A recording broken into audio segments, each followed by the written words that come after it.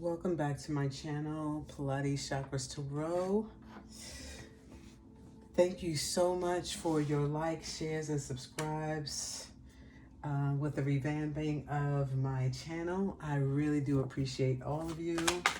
This message is for Taurus and for those Tauruses that are born with the birth number 8. So that means if you're born on the 8th, the 17th, or the 26th of April or May, that constitutes a Taurus, this is your reading, okay? And this is going to be a Taurus shadow reading. So we're getting ready for this new Gregorian year, 2024, and want everyone to be well prepared for this new year. So we will begin with the shadow readings to do any housekeeping before we move into our January readings for 2024. And we do know that the official new year begins during the vernal equinox. So that's springtime and the zodiac sign of Aries. So nonetheless, we still want to get prepared for this construct that's upon us in January, which is the new year of 2024, which equates to the universal year of number 8. Beautiful. Okay, so those of you born on the 8th, the 17th, the 26th, this is going to be a really profound year for everyone, but especially for those of you who have the number 8 in their numerology. That's profound, okay? So in this case, your birth number is number 8. So I'm predicting that there's going to be lots of intense energy coming your way and in the way of abundance, okay? Good, bad, or indifferent.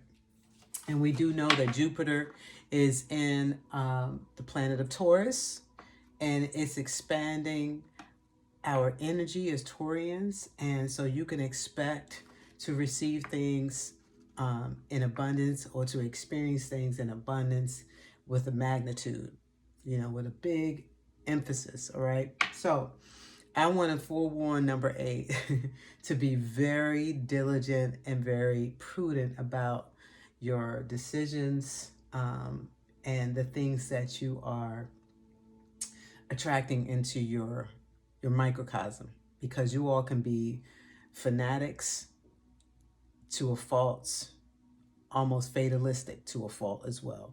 And I don't mean that in a derogatory way, but just in the point of that's your intense energy. And this energy this year is going to be intense for all of us collectively, because we're in a universal 8 year. So everything is big on a big note, gargantuan note. All right, so just forewarning you there. So again, I start off my readings with a theme for the readings, and the theme for your Taurus shadow reading for the birth number 8 is Mars.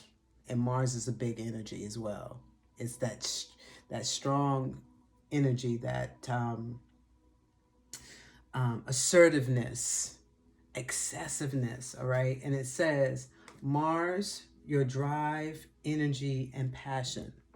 So that is an energy that you all need to be mindful of, okay?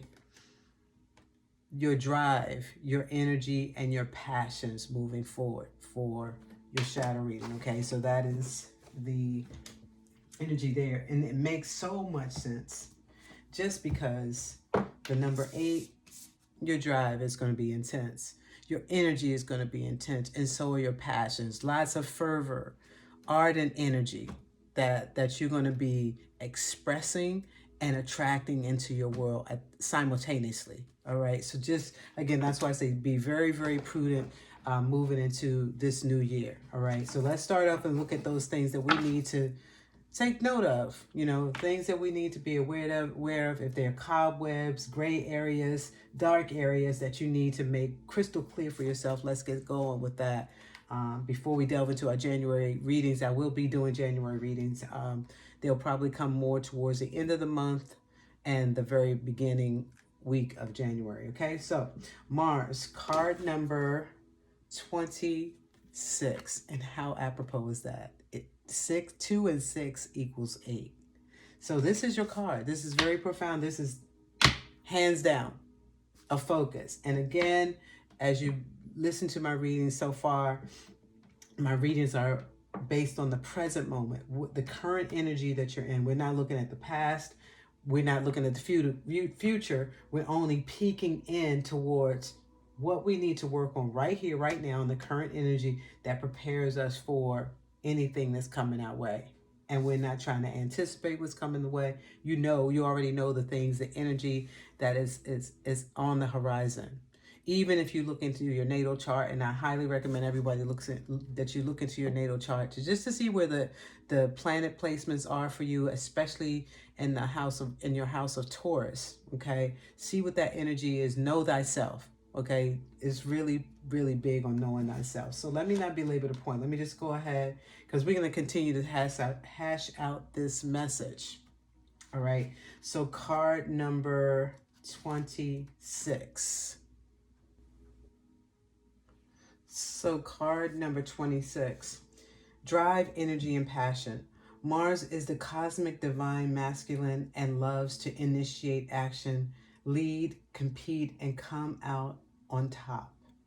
If you have felt stagnancy in your life, this card indicates that a breakthrough is imminent. When Mars is present, the universe is ready for you to move forward. A supportive masculine figure could also be coming into your life to assist you. One caveat about Mars energy: the need for dominance and power struggles can come up now. Remember to practice patience. All right, so there's more. I'll keep going. Let me keep going. In astrology, Mars is the planet of action, drive, sex, aggression, passion, physical strength, and how we get things done. In Roman mythology, Mars is the god of war, the military, and agriculture. It also rules over a fire sign of Aries and the water sign of Scorpio. And Aries is this explosive and physical action-oriented side, while Scorpio represents the strategic and passionately reactive side. In astrology, it is considered a personal planet, meaning that it appears prominent in your outward personality. It can describe how we like to exercise, what motivates us, and how we react in anger. So, here are some things to think about. Prepare for a fiery, passionate time of creation. Sex is a positive outlet for that Mars energy. We do know that. So those are the things to look out for. As it's coming to me, as those last two things were revealed, you want to practice patience. That's something that's coming forth, is practicing patience. And as you're practicing patience and you mature in being patient about things that are coming your way, not trying to rush or force anything, you're building the attribute of patience, which develops into temperance. Temperance is one of sophistication, moderation, not overindulging, know when to stop, know when to hold, know when to fold, know when to move forward, all that good stuff. So those are kind of the things that you want to look at as it relates to that Mars energy, okay? Your passions. And let's continue to hash that message out with the sacred geometry relationships deck, okay? So now, this could be more about what your passions, right? Maybe even sensuality, sexuality. Okay, the cards really do want to come out. So I'm getting the root chakra already. So the card of commitment just came out. Card number 14, which reduces to 5, which means there's going to be change. There will be something that's changing in your world as well. The frequency of commitment supports the ability, or your ability, to devote yourself in all aspects of your being and with unwavering belief. And again, it goes back to that temperance too. Okay, the temperance. So if you want to observe this card, the symbology in this card right here, so that you can activate through your subconscious mind. Okay, I am going to go to the deck again and read the commitment card. All right, and see what stands out for you as I read and as you focus on the image. But your affirmation for commitment is, I am committed. Commitment refers to a state of dedication. We can feel committed to a cause, goal, a person, or relationship. And when we feel committed, we feel motivated, inspired, and sure. Focus, dedication, inspiration, responsibility, faithfulness, and loyalty are all the words that have connection to commitment. Our desire to commit comes from within, often as a deep feeling of wanting and even needing to accomplish something or dedicate ourselves to it. Okay, so this kind of goes back to the number 8. Okay, those of you born on the 8th, the 17th, and the 26th, and what I started with, in that, you don't want to overindulge. You don't want to ever force anything.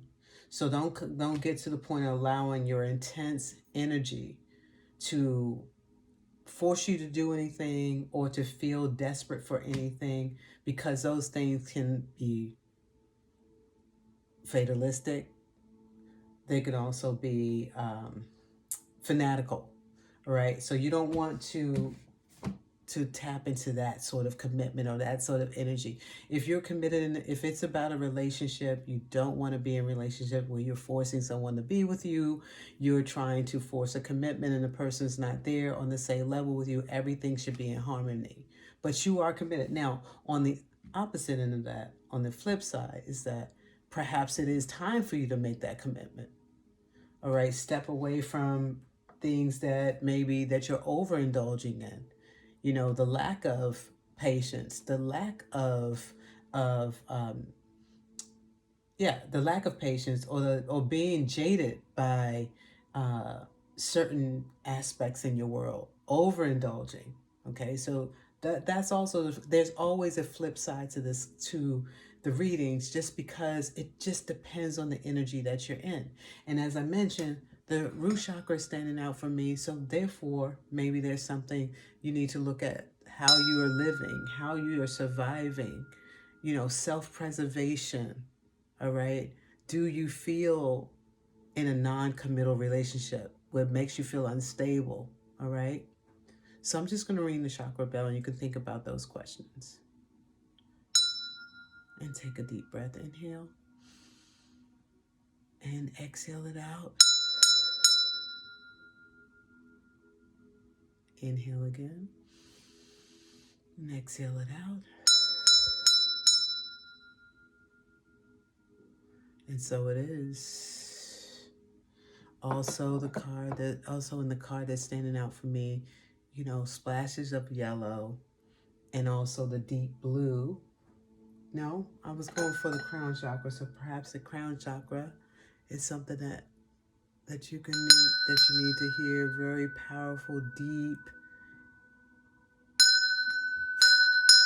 sound energy.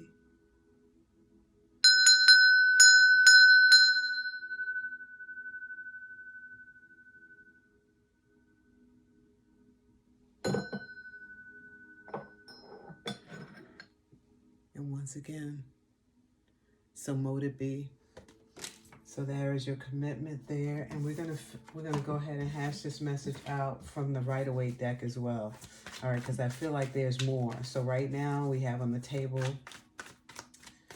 that Martian energy, and we know that the number 8, right, symbolizes the planet of Saturn. Saturn is the government. All right, how you govern yourself, your authority. Also the grandfather, so the ancestral planet. Committing yourself to that ancestral energy, okay? Or being committed to family, because the root chakra is all about family and stability. Bringing more stability on your family circuit.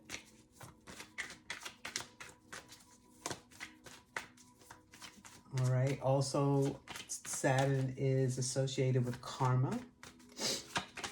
And karma can be good, bad, or indifferent. That's totally, you know what that is for you. If there's any karma, why are these same cards coming out? Some of the other cards got the same 2 cards. 4 of Cups and the 5 of Wands, which is some petty energy, all right? So, yeah, these types of energies, these are low vibrating energies. The 4 of Cups being stubborn, being, you know, immature when it comes to like opportunity, or when it comes to choosing, being able to choose, being able to commit, not wanting to commit, or being afraid to commit, having that fear. And then the 5 of Wands is that child's play, that petty energy, you know, this back and forth, this not being with one person, but wanting to play around with many different people. You know, that's kind of has been. And let me see what the energy is at the bottom of the deck is the Ace of Wands. So again, there's that passion, the things that you're passionate about. So there's something that really, hopefully, is standing out for you and making sense here, as it relates to that passion, your drive, your energetic nature. So you should know what that is for you as well. But let's see if there's any other cards that want to come out. Do another shuffle here. Because again, I got these same 2 cards for, was it number 7? What, 6 or 7? So let's see. Oh, now we got the 8 of Cups. Liking that a little bit more. Moving away from the negative emotions or emotional energy that's no longer serving you. All right, that 8 of Cups energy, moving forward. The moon is eclipsing the sun, or the sun is eclipsing the moon. So there's something dark, you know, that you're overcoming, coming into your own true essence, moving forward, moving onwards. And this solidifies maybe that your contemplation of being in a commitment or committing yourself to opportunities or a partnership, being overly over the top when it comes to trying to get people to listen to you, to commit to you. Again, that thing of coming to that relationship, of forcing something in relationships, forcing something in a commitment, being trapped maybe. You know, that passion. Are you feeling entrapped in a relationship? How is your commitment with yourself? Because that's first and foremost. Forget about outside of yourself. Let's bring it back to your own person. Are you looking to please others as opposed to honoring yourself first? And maybe perhaps there's someone or something in your world that's upsetting. It's upsetting you because, you know, you feel like you're, you know, taking second fiddle, or that you're just having to settle for 4 cups as opposed to 8 cups, 10 cups, you know, 4, or just even 1 cup. Somebody's trying to give you 1 cup and you want all of those cups as opposed to just 1. So you feeling like you may have to settle. Don't settle. You do not have to settle, especially the energy that you're coming into right now in 2024. You know, everything is in abundance. You have more than enough. You will, and if you don't now, you will.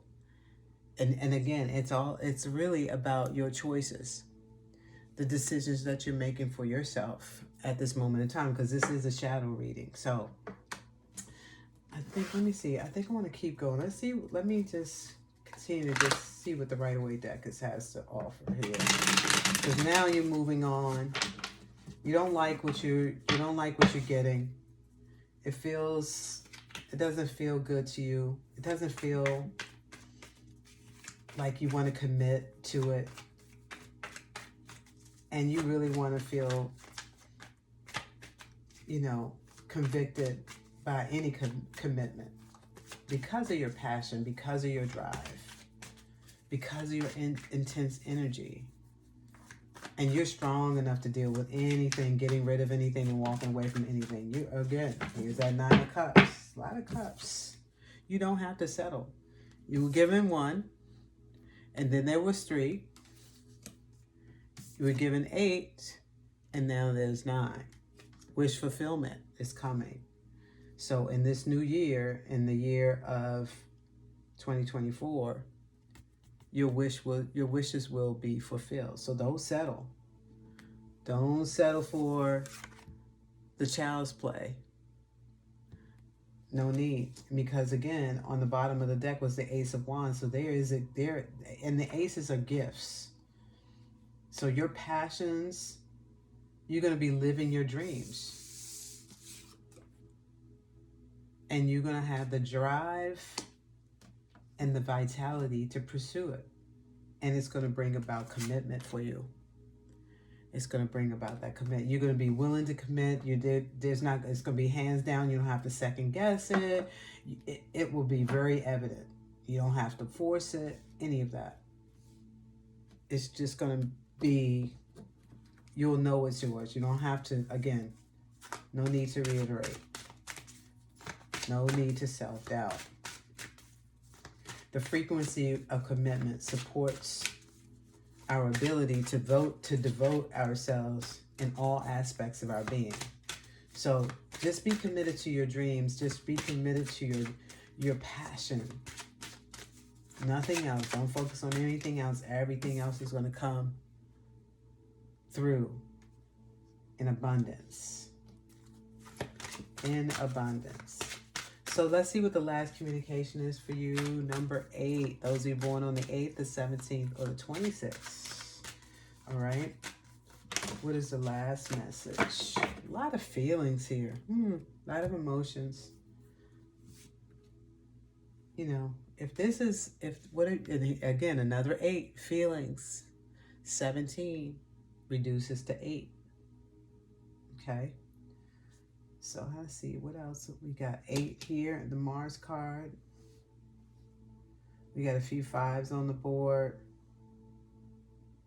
That's a 4, this is a 5, so there's some, okay, and then there's another 4 here. So 2 4s, 1 5. So nonetheless, I think the 8s are more important. You got 3 8s on the board. Mars, card number 26, 8 of Cups, and now you have the 8, 17, which is feelings. So again, that 888 is double affirmation that there's things happening for you in 24 in abundance in this universal year of 8. And I'm going to read this final message from the book. And this is from the Enlighten Up Oracle deck. And her name is Andrea Smith. She is an artist out in Sedona. So feelings.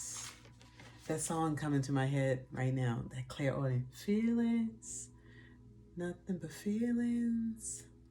Is that, who sings that? Is that SZA or her? No, I think, or is it? I can't remember, even if it's Summer. What's her name? Summers. Okay, I can't think about it right now, but you know the song that's coming up for me, Feelings. It may not be either one of them, but you know what song I'm thinking of. Okay, feelings are not always logical. They just are. We are an emotional bowl of soup and have a plethora of flavor. It can be easier to know you are feeling an emotion than to actually identify that emotion. Sometimes it takes a lot of inner work and time, but identifying them brings light to the subject. Feelings come from deep within our practical or particular essence and should not be ignored. We have to feel it and then let go. We want to let go of feelings that no longer serve us and make friends with feelings that do. We are emotional beings and we feel. Let's feel great. Oh, I love that. And the reason why is because I was having a conversation in my relationship about this. How I feel when when the person is saying something. Let's just say they said something that makes me feel, I can feel it in my sacral. And when you feel something in your sacral, you must acknowledge that. Especially me, because my human design, my authority is my sacral. So I know when I feel it, when I have a gut feeling, and it immediately tells me the answer, yes or no, whatever it is I need to know. And I must, I must be obedient to that feeling right away. I must not ignore that feeling. And the same thing here. And you should never apologize for how you feel. It's a natural part of life. The emotions are natural. You can, as if the message said, you can't identify it all the time because you just feel it. It's a particular feeling. It's a particular essence about your feelings, right? That you can't explain it or pinpoint it all the time. Sometimes feelings can be elusive. You can't pin them down. So why be apologetic about something that you feel?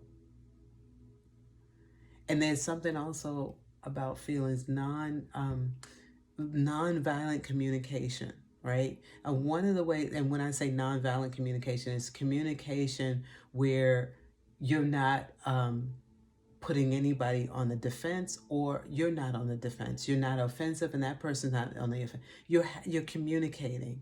So the way you start a non-violent conversation or dialogue is by stating how it makes you feel, especially when you're talking to the person if you're a one-on-one or conversation.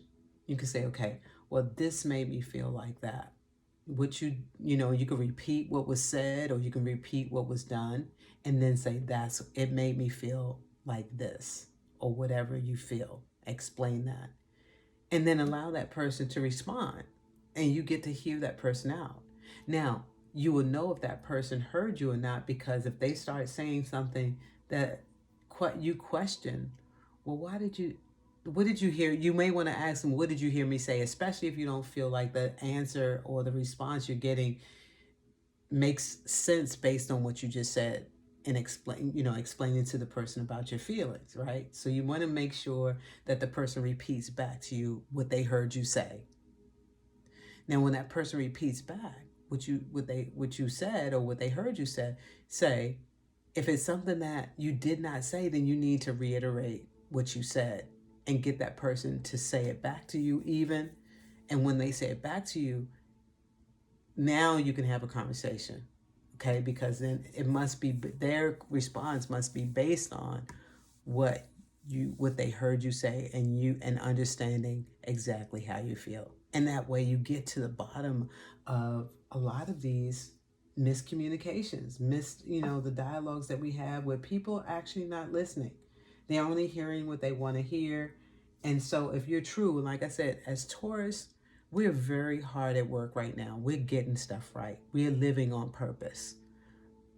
So we're going to make sure that the people that we're interacting with, the things that we're indulging in our lives, that are actually things that we select. We're being very selective about our friends in our world. As it mentioned in the book at the very end, it says, if you're not getting the what does it say here? We have to feel it, and then we let go. We want to let go of feelings that no longer serve us. Make friends with feelings that do. So people that make you feel good, for example. And that's the kind of friends that you want to make. You have to be friendly in order to make friends, right? And if you don't want to make friends, or you don't want to be friendly with people who don't make you feel good, so there's no reason to be friendly with those people. So you want to look at your relationships, look at your commitments. How do they make you feel? Especially when you're deciding. And then based on how it makes you feel, you can make an informed decision at that point. So it's okay to feel. You have permission to honor your feelings. You have permission to be selective. And moving forward, those are the things you want to take forward into your new year, remembering that you have the permission from spirit, from the universe, to feel, to decide, to move on, and also to honor your own drive, energy, and passion, period. You don't have to settle for less. You opt for more. You opt into more. That's it. Number 8. That is your reading. And I really enjoyed that reading. I salute you. Peace.